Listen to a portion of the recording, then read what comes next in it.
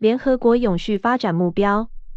目标9：工业、创新与基础设施。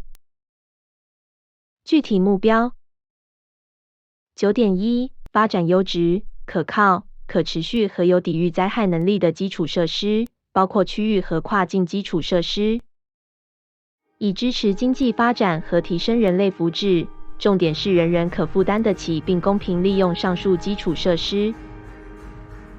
9.2 促进包容可持续工业化，到2030年，使最不发达国家的这一比例翻番。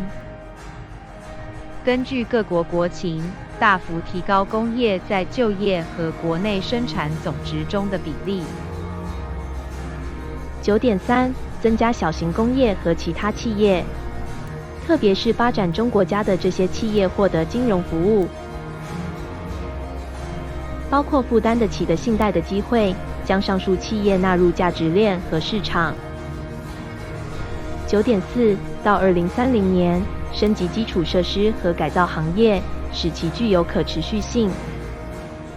随着资源利用效率的提高和清洁和环保技术和工业流程的更多采用，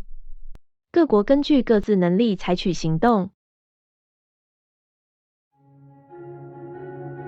9.5 在所有国家加强科学研究，提升工业部门的技术能力，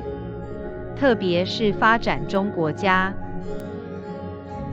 包括到2030年鼓励创新，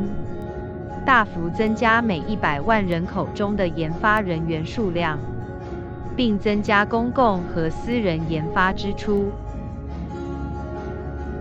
9A 通过加强财政、技术和技术支持，促进发展中国家可持续和有弹性的基础设施发展，特别是对非洲国家、最不发达国家、内陆发展中国家和小岛屿发展中国家。9B 支持发展中国家的国内技术开发、研究与创新，包括提供有利的政策环境，以实现工业多样化，增加商品附加值。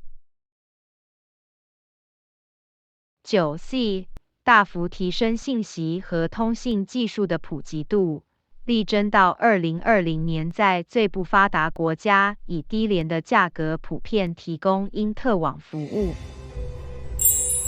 应对2019冠状病毒病。信息和通信技术一直处于应对2019冠状病毒病的前线。此次疫情加速了许多企业和服务的数位化，包括工作场所内外的远程办公和视频会议系统，以及在线医疗、教育、必需品和服务供应。此次大流行病正在重塑我们工作、相互联系、上学和购买必需品的方式。现在比以往任何时候都更应弥合数位鸿沟，确保36亿还不能上网的人可以上网，接受线上教育，获得就业机会和重要的健康和卫生建议。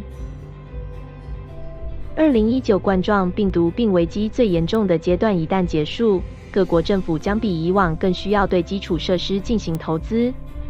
从而加快经济复苏，创造就业机会，减少贫困以及刺激生产性投资。世界银行估计，发展中国家需要投资约 4.5% 的国内生产总值，才能实现可持续发展目标，并且同时将全球变暖幅度控制在摄氏2度以内。